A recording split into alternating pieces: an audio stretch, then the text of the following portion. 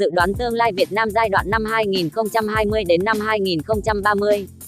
Theo báo cáo tổng hợp các thông tin kiến thức của các nguồn, báo Nhân dân, báo Thanh niên, tạp chí Cộng sản, báo điện tử Đảng Cộng sản Việt Nam, Wikipedia, VN Express, Zing News.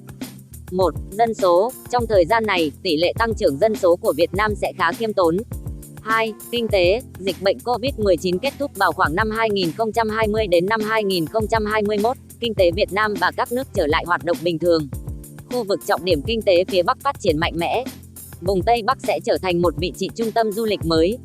Tỷ lệ tăng trưởng kinh tế vẫn sẽ dao động trong khoảng 1 đến 8%, nằm trong top đầu thế giới. GDP bình quân đầu người của Việt Nam sẽ có thể vượt qua Philippines, Indonesia, Thái Lan trong cuối giai đoạn này. Chính sách xóa đói giảm nghèo đạt hiệu quả cao, phần lớn người dân đủ ăn đủ mặc, ấm no hạnh phúc.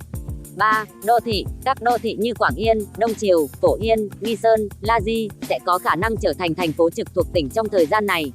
Đặc biệt sẽ có khả năng trong thời gian năm 2026 đến năm 2030 thành lập thành phố trực thuộc Trung ương Thủ Đức trên quy mô quận 2, quận 9 và quận Thủ Đức. Sân bay quốc tế Liên Khương được đưa vào hoạt động vào năm 2024 đến năm 2028.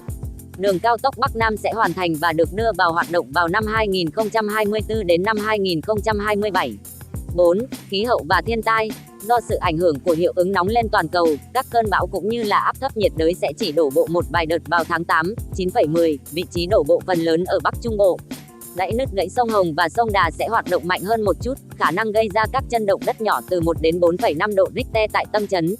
Do sự hoạt động nhiều, nên các trung tâm Hà Nội hay thành phố Hồ Chí Minh sẽ khá ô nhiễm trong giai đoạn này. Năm 2028 đến năm 2030 sẽ có một cuộc cách mạng về môi trường lớn.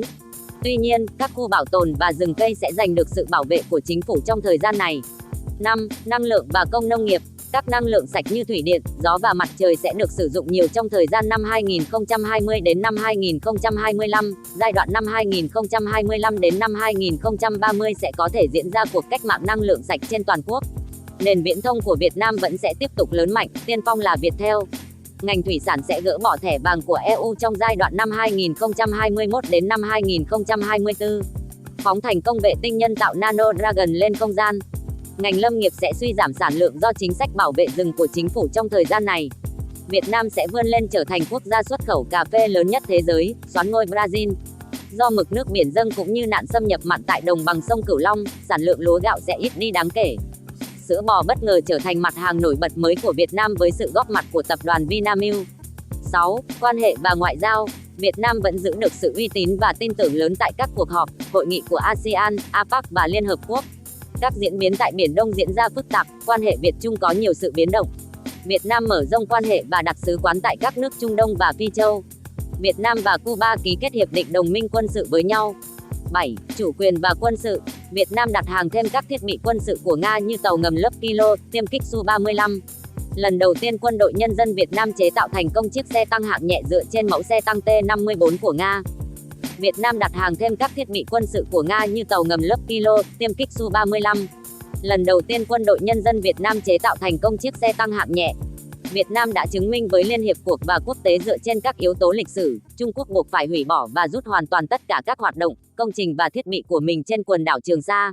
Đá Vành Khăn, đá Subi, đá Gạc Ma, đá Tư Nghĩa, đá Ga Ben, đảo Ba Bình và đá Chữ Thập lần lượt được trả sự kiểm soát về cho Việt Nam dưới sự giám sát của Hội đồng Bảo an Liên Hiệp Quốc. Tuy nhiên ta vẫn chưa được chấp thuận chủ quyền với quần đảo Hoàng Sa tại Hội nghị Liên Hiệp Quốc.